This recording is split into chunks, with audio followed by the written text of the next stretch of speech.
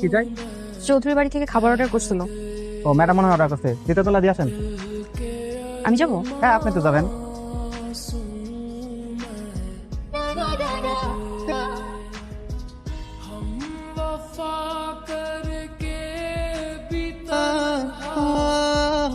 এই কে আপনি? কাকে চাই? আপনাকে। Excuse me? না মানে খাবার খাবার অর্ডার করা হয়েছিল এই বাসা থেকে।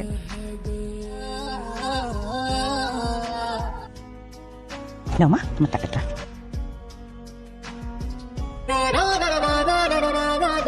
Thank you.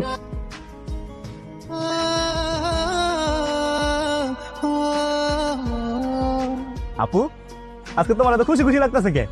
তুমি কি আমার পেমেন্ট করছো নাকি? ও কেমন করে তাকায়? আপু তুমি সত্যি পেমেন্ট করছো? দোস্ত কি চলতেছে বলতো? তোর পড়াশোনা একদম মন নাই, প্রতিদিন বকা খাস।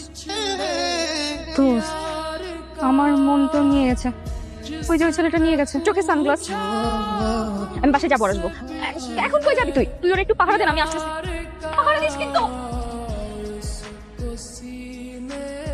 মামা যাবেন কোথায়? কলেজের সামনে। হ্যাঁ যাবো, উঠেন। হ্যাঁ চলো। আমি আমার ক্লাসটা প্রপোজ করতে যাচ্ছিলাম, এখন আমি এই চেয়ারে উপরে কেন যাবো? মামা আমি তো দেখিনি। এই পেলে এখন বাইরে কেন? ভুলে গেছে মামা, উঠেন যাই। দেখ না একটু কি করবে? ড্রেস চেঞ্জ করে না না দেরি হয়ে যাবে। এই চলেন। দোস্ত আমাকে কেমন লাগতেছে? অনেক সুন্দর লাগতেছে। এখন বল আমি প্রপোজ করে আসি, ব্যাগটা দে তাড়াতাড়ি যা। দোস্ত আমার জন্য দোয়া করিস না, প্রেমটা হয়ে যায়।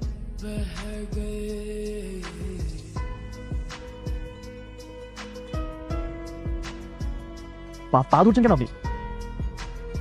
কি রে ভাই? আরে ভিক্ষুক মনে হয়। আর এই এলাকার ভিক্ষুকগুলো এত পরিমাণে চেষ্টা রেজিস্টার দৌড়ে এসে পায়ে বসছে। লাইক সিরিয়াসলি কি অবস্থা দেখ, হাত পা সব ঠিক আছে, বয়স তো বেশি না, এই অবস্থায় ভিক্ষা করবে?